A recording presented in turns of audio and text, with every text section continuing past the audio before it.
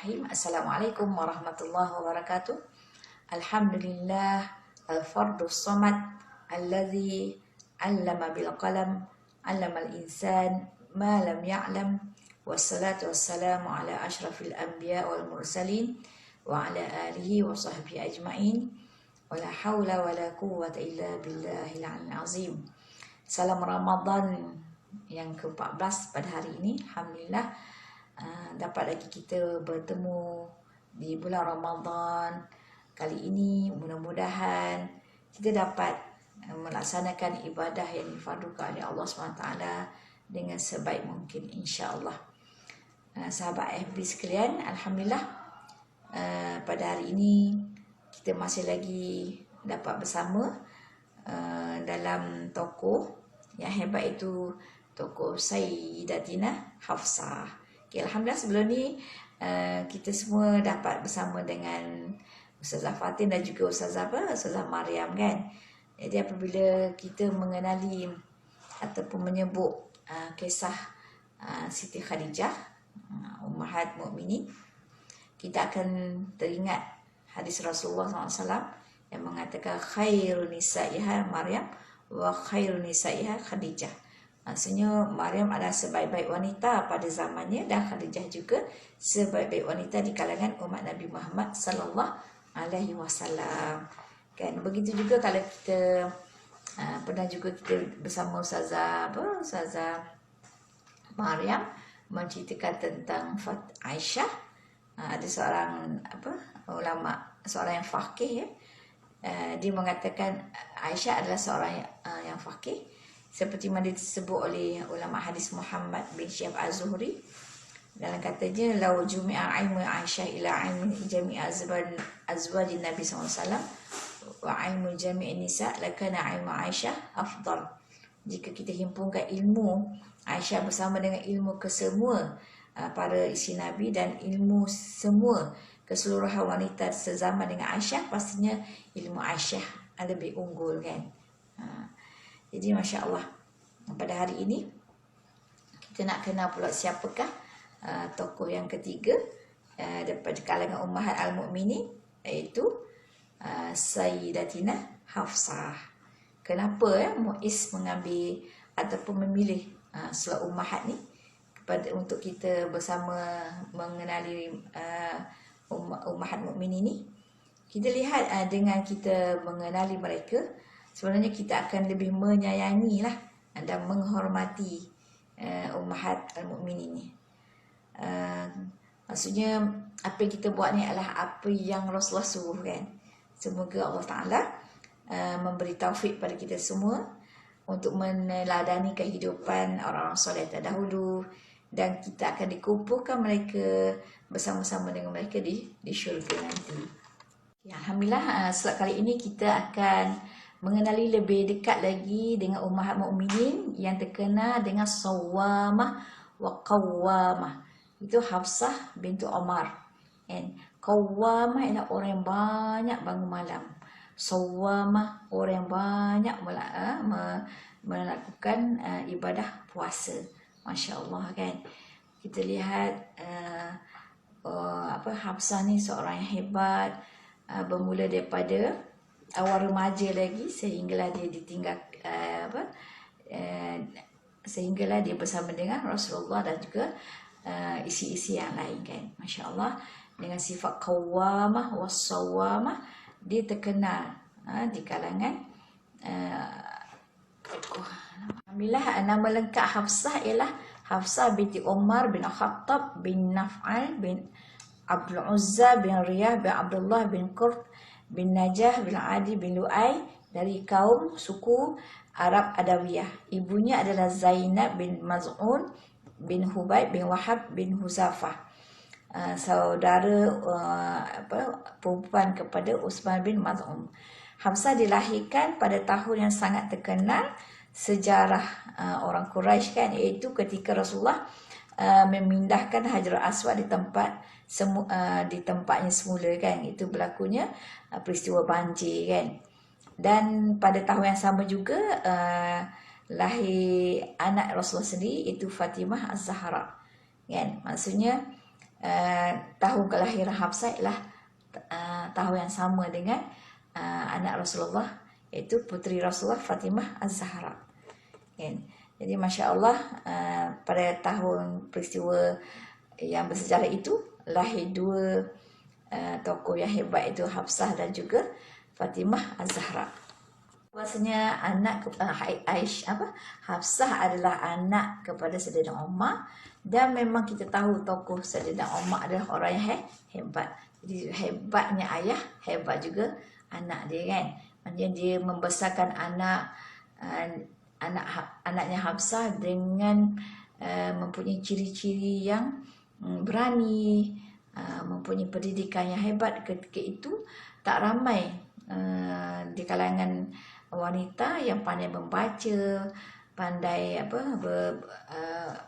dalam pendidikan, kan. Tapi Hafsah adalah orang yang dididik oleh ayah dia sebagai remaja yang berani dan remaja yang pandai membaca dan menulis di kalangan kaum wanita.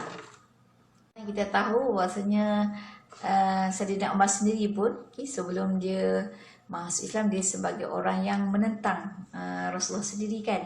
Sebab itulah Hafsah tidak terkenal memeluk Islam di awal usia, kan. Bahkan setelah ayah dia sendiri telah menjadi bersama Rasulullah, maka dia mengajak semua kaum keluarga dia untuk bersama-sama dengan Islam. Ketika itu Hafsah berumur 10 tahun, kan. Jadi insya-Allah apabila Islamnya Umar, maka kita boleh lihat bagaimana hebatnya Islam di zaman ketika Rasulullah ketika itu, kan. Jadi apabila kita lihat Islam telah pun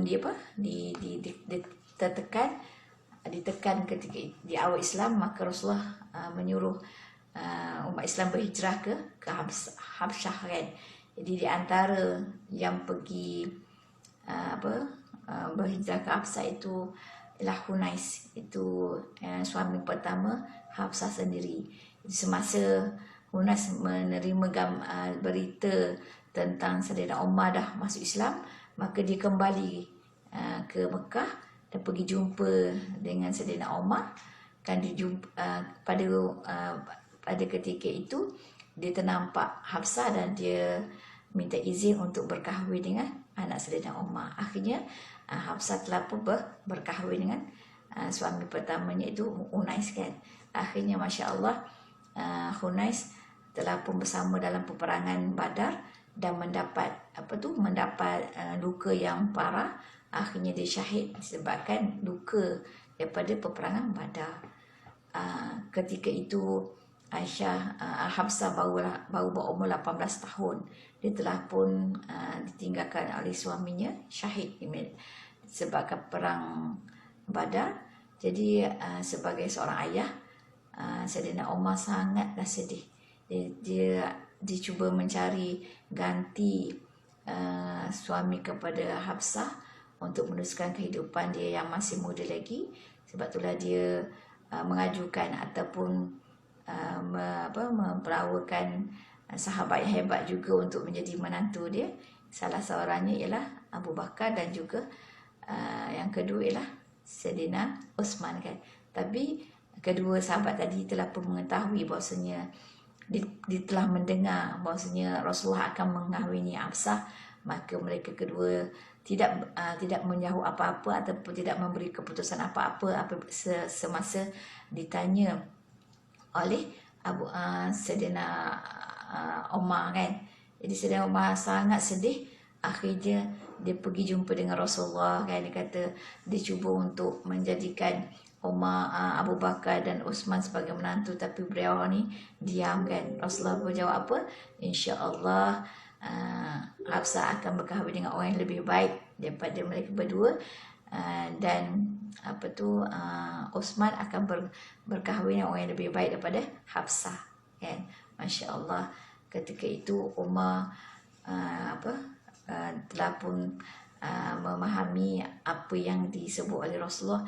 Dia sangat bersyukur kerana dia bakal menerima seorang menantu yang hebat di sisi Allah Subhanahu wa Ta'ala. Wah, kita boleh lihat macam mana peranan Sayyidina Umar sendiri kan sebagai ayah yang melihat anaknya yang masih lagi berusia 18 tahun perlu kepada penjagaan seorang suami yang hebat kan. Jadi setiap setiap ayah kan pastinya mempunyai mahu menjadikan keluarganya mempunyai mahu bahasanya keluarga terjamin dengan kehidupan yang baik kan. Jadi setiap tindakan yang dibuat oleh Sayyidina Umar, kita boleh lihat bahasanya setiap bapa daripada kalangan kita sudah pastinya mempunyai peranan yang besar dalam memilih pasangan untuk anak-anak kita kan. Jadi tindakan Umar tadi satu tindakan yang patut kita contohi. Bahkan pencarian menantu ada satu usaha untuk menjaga maruah dalam keluarga kita kan. Masya Allah kan. Dengan usaha yang hebat tadi, maka Allah Ta'ala mengurniakan keluarga Sayyidina Umar dan keluarga yang mempunyai kemuliaan di sisi Allah Subhanahu wa Ta'ala kan. Jadi kalau kita lihat dalam satu kitab menceritakan tentang macam mana Rasulullah memberi mahar kepada Hafsah, mahar berupa kelengkapan untuk sebuah kamar, kelengkapan bilik tidur lah kan. Maksudnya ada harga yang telah dibayar untuk sebuah perkahwinan. Jadi Masya Allah kan, begitu juga kita boleh lihat apa yang berlaku dalam masyarakat kita hari ini kan. Apabila sebut mahar, dia adalah satu benda yang bernilai kan. Jadi Masya Allah, apabila kisah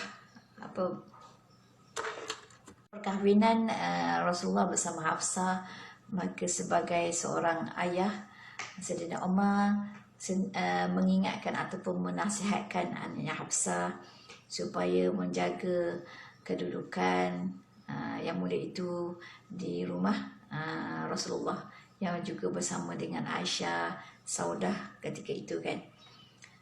Dia mengingatkan anaknya bahawasanya berhati-hati supaya jangan sampai berlaku perselisihan faham antara Aisyah dan isterinya yang lain, sebab Hafsah berkahwin dengan Rasulullah setelah Rasulullah berkahwin dengan Aisyah kan. Jadi di dalam rumah tangga ketika itu ada Aisyah, ada Hafsah, ada Maryah. Okay.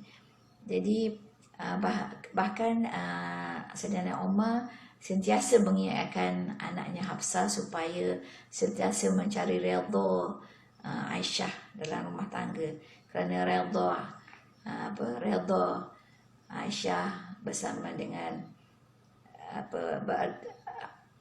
apabila tidak berlaku apa-apa perselisihan antara Hafsah dengan Aisyah, itu adalah menunjukkan redha kepada Rasulullah. Jadi Sayyidina Umar amat berpesan, sentiasa memesan kepada isteri agar berusaha mendekatkan diri dengan Aisyah dan menyayangi Aisyah kan.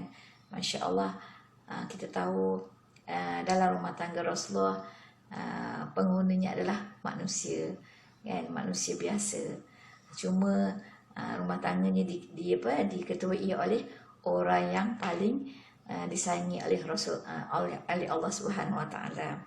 Apa-apa pun kita boleh lihat bahasanya perasaan cemburu yang ada dalam diri manusiawi itu tetap ada kan.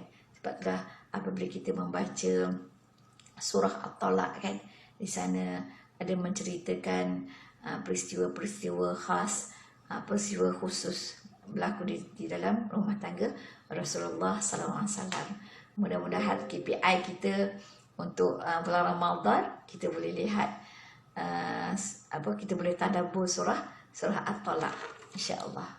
Lagi kita ingatkan bahasanya peristiwa yang berlaku dalam rumah tangga Rasulullah adalah semata-mata Allah nak bagi pedoman kepada kita sebagai makhluk Allah kan, dan ahli keluarga Nabi juga adalah manusia biasa seperti kita, cuma diketuai oleh Rasulullah, pilihan Allah kan.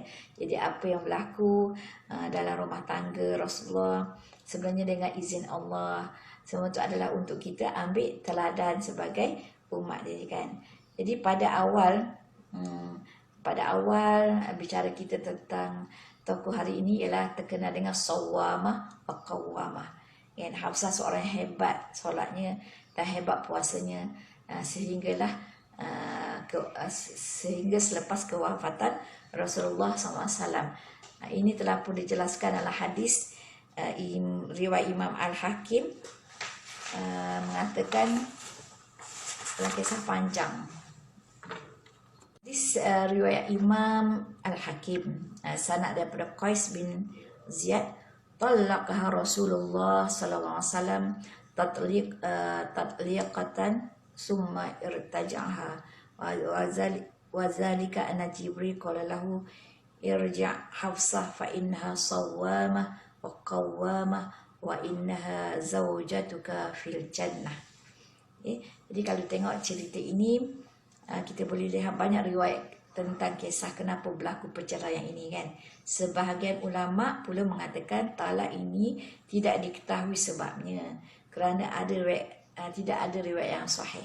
Hanya Rasulullah dan Hafsah sahaja yang tahu apa yang berlaku di antara mereka berdua. Sebab kemungkinan tidak diberitahu adalah Rasulullah ingin menunjukkan adab suami isteri, iaitu tidak kita hebahkan sebab perceraian mereka kepada orang ramai sekiranya berlaku perceraian. Hal ini juga baginda ingin memberi isyarat kepada pasangan, walaupun pasangan yang telah pasangan yang mendirikan rumah tangga tu kita pilih dari kalangan orang yang soleh, antara soleh dan soleha, orang yang baik kan. Tapi boleh juga berlaku perceraian. Kalau boleh perceraian tadi disembunyikan keburukan-keburukannya. Jadi sekali lagi, walaupun dibenarkan berlaku perceraian itu adalah merupakan jalan yang terakhir. Sahabat Iblis sekalian, kita boleh lihat satu lagi cubaan besar yang berlaku yang kita boleh lihat dalam kisah ni, iaitu Hafsah kan, dia sentiasa bertanya dengan Rasulullah SAW dalam semua masalah. Dalam hal ini ayah dia Sayyidina Umar rasa macam tak sedap hati kan. Dia cakap sedangkan dia sentiasa menasihatkan Hafsah supaya berlemah lembut dengan Rasulullah dan juga kasih sayang. Kemudian tapi dia melihat anak dia agak luar biasa sikit kan. Maksudnya dia takut dengan pertanyaan yang macam-macam yang ditanya oleh anak dia kepada Rasulullah, menyebabkan Rasulullah marah kan. Jadi kalau kita lihat, pernah kan dalam satu ketika Rasulullah SAW bertindak tegas kepada semua isinya kerana isi meminta tambahan nafkah, sehingga apabila diketahui oleh Sayyidina Umar, cepat-cepat Umar datang kepada Rasulullah. Ketika itu Umar melihat semua isi Rasulullah dalam keadaan sedih kan, seolah-olah berlaku satu perkara yang tidak diingini ketika itu. Kemudian kita boleh lihat kisah ini telah pun dijelaskan dalam surah Al-Ahzab yang bermaksud, hai Nabi, katakanlah kepada isi-isi kamu, jika kalian kehendaki kehidupan dunia dengan segala perhiasannya, maka kemarilah, aku akan memenuhi keinginanmu dan aku akan menceraikanmu dengan secara yang baik. Dan jika kalian menginginkan keredaan Allah dan Rasulnya serta kesenangan di kampung akhirat, sesungguhnya Allah akan menjadikan bagi hamba-hamba yang baik di antara kalian dengan pahala yang besar kan. Ketika itu Rasulullah SAW telah pun menjauhi isterinya selama sebulan. Ya, jadi kita boleh lihat macam mana susah hatinya Sayyidina Umar apabila melihat keadaan Rasulullah bersama isi-isi baginda kan. Akhirnya apabila ditanya Rasulullah kata dia tidak menceraikan isi-isinya, bahkan dia membuat keadaan itu supaya menjadi satu pengajaran kepada mereka kan. Akhirnya apabila diberitahu oleh Sayyidina Umar kepada Rasulullah bahawa mereka tidak dicerai, semuanya gembira kan. Bahkan kita lihat tindakan Hafsah telah membuat satu tindakan yang baik. Itu dengan keadaan itu dia menjadi orang yang lebih lebih beribadah, lebih melaksanakan ibadah kepada Allah. Itu sebab tu dia terkenal dengan sawamah qawamah kan.